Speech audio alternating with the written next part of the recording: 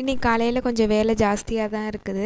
நாளே மாவு அரைக்க வேண்டியது அரைக்காமல் விட்டுட்டேன். அதனால காலையில் வெள்ளனை எந்திரிச்சு ஃபஸ்ட்டு மாவை ஒரு சைடு போட்டுட்டு இன்னொரு சைடு வந்து பிரேக்ஃபாஸ்ட் செய்ய வந்துட்டேன்.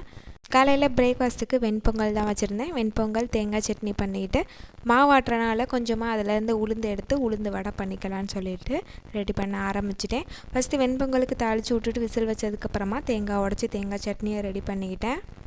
கையோட எண்ணெய் சட்டியும் வச்சுட்டு வடைக்கு வந்து ரெடி பண்ணிட்டேன்.